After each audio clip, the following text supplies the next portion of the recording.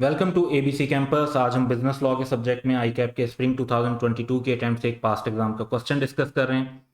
Bromine trader is engage in the business of import purchase and supply of electronic items during the year BT entered into the following contract for supply of various products, जिसमें से हम एक contract discuss कर रहे हैं।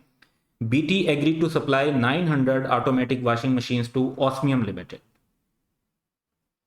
Machines were to be imported from Singapore. However, the machines could not be imported due to political unrest in Singapore. BT informed OL, yani Osmium Limited, that import from Singapore is impossible. Therefore, machines may instead be imported from Taiwan. Discuss whether BT's excuse is valid. पहली बात, and whether OL is bound to accept the machine imported from Taiwan. तो क्वेश्चन में दो बातों को discuss करने के लिए कहा गया है। पहली बात तो ये कि क्या एक्सक्यूज वैलिड है या नहीं, और क्या जो है OL उनको मशीन्स जो हैं वो ताइवान वाली जो ताइवान से इंपोर्ट हो रही हैं वो एक्सेप्ट करनी पड़ेंगी कि नहीं करनी पड़ेंगी। तो इसके आंसर के लिए हम पहले तो लॉ के पॉइंट की तरफ जाते हैं। लॉ में एक बात बड़ी क्लियर है कि जो हमारी सिविल डिस्टर्बेंसेज होती हैं, जैसे यहाँ पे वर्ड यूज हुआ पॉलिटिकल अनरेस्ट का, ये एक्सेप्टेबल एक्सक्यूज नहीं है। इन्हें सुपरवीनिंग इम्पॉसिबिलिटी नहीं समझा जा सकता। इनकी वजह से परफॉर्मेंस को एक्सक्यूज नहीं किया जा सकता। These are not acceptable excuse from performance. पहली बात ये।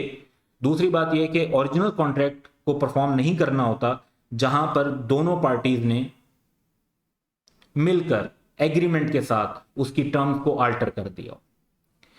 अब अगर हम इस लॉ के इन रूल्स के मुताबिक इस सिनेरियो में एनालिसिस करें तो एक तो अबव सिचुएशन में हमें यह नजर आ रहा है कि कॉन्ट्रैक्ट वाइड नहीं है क्योंकि सुपरवीनिंग इंपॉसिबिलिटी नहीं है। Not wide, not impossible.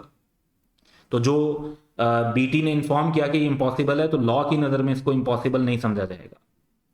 दूसरी बात यह है कि अगर OL जो है हमारी ऑस्मियम लिमिटेड जो एंटिटी है, वो अगर इंपोर्टेड मशीन्स फ्रॉम ताइवान को एक्सेप्ट कर ले तो ये basically alteration of original contract consider होगी। इसका मतलब होगा फिर ये ओरिजिनल कॉन्ट्रैक्ट परफॉर्म करना जो है वो बीटी के लिए जरूरी नहीं होगा। अब क्वेश्चन ने जो हमसे बात पूछी थी, अब उस एनालिसिस की तरफ चलते हैं रीजनिंग डिस्कस करने के बाद। पहली बात तो ये कि OL is not bound to accept the machine as parties have not agreed to alteration. ये हमारा पहला कंक्लूजन है कि bound to accept, the answer is no. और क्या बीटी की एक्सक्यूज वैलिड है, इसका जवाब भी है no. BT will have to pay damages for loss cost to OL due to breach of contract. ये ब्रीच ऑफ कॉन्ट्रैक्ट समझा जाएगा, ये एक्सक्यूज वैलिड कंसीडर नहीं होगी।